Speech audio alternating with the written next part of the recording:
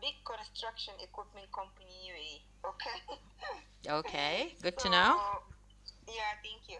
But I just want to check because you mentioned one important point that B2B businesses need to take a lesson from B2C. Mm-hmm. Okay.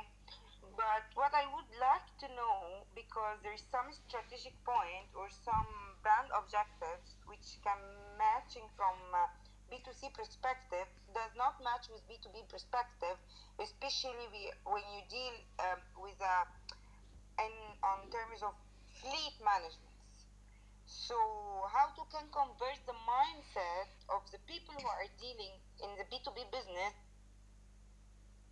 when they come to slow motion to match the B2C trends and how to make their mind fast to adapt to the B2BC, sorry, to B2C. When you say fleet management, can you explain a little bit? See, most of I'm not talking about when I say construction equipment. I'm not talking about the construction infrastructure. I'm talking about the equipment. So the target audience of those equipment is like a fleet company who are buying a fleet. You got what I mean? It's not like a buy one unit, two units, or one chocolate, two chocolate. When they buy, they have a project. They most of them they are project based tenders. Sure. So you're yeah the okay. So there is a company that is selling those fleets, right? Selling equipment to the fleets. Okay, fine. Now I just want to, clarify something here.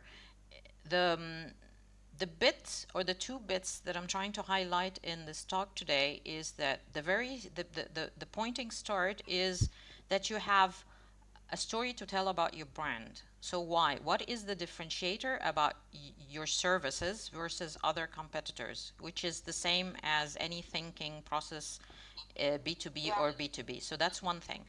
The other thing is around the actual activation. Yeah. So when you activate that, there are two routes. Currently, the biggest bulk is in sales pitch. So you have salespeople that go out there for customers and they sell. Now, what I'm trying to advocate for here is that there is a lot of other marketing tools that is now complementing the B2B story. So you've got, the digital, you've got the one-to-ones that is still very much, there, the sales people. Um, so I'm not quite sure about your question and where what I just said fits in, and where's your pain point as, a The person. pain point that I need to adapt the mindset of the B2B customer to think from B2C customer, like everyday digital, everyday awareness, everyday engagement. But the mindset of B2B, it's so far from this perspective.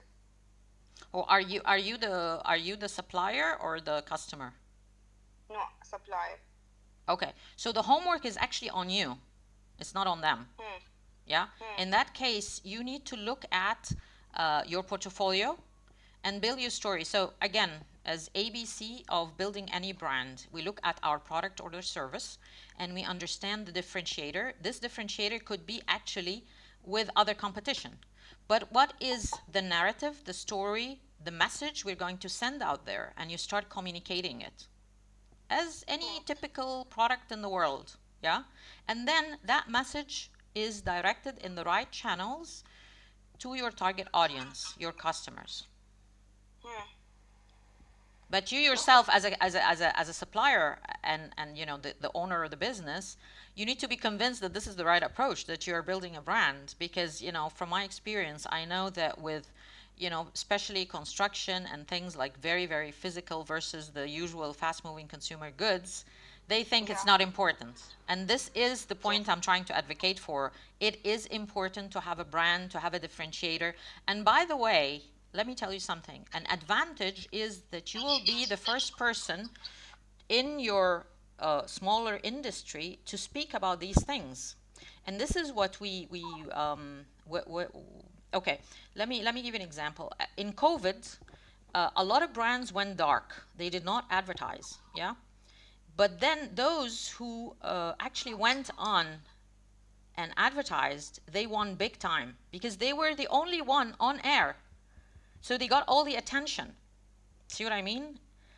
Part of the issues we have in communication in general is the clutter, whether online or offline, or even as I mentioned earlier, in the pharma business, you have all of these sales rep coming into the same doctor, more or less selling the same thing, in terms, the benefits of the medicine, but it's a different brand. So what is their story? Why should it be different? See what I mean? So I think from a supplier perspective, you need to yourself plus your management be convinced that you need to build a story and build a brand.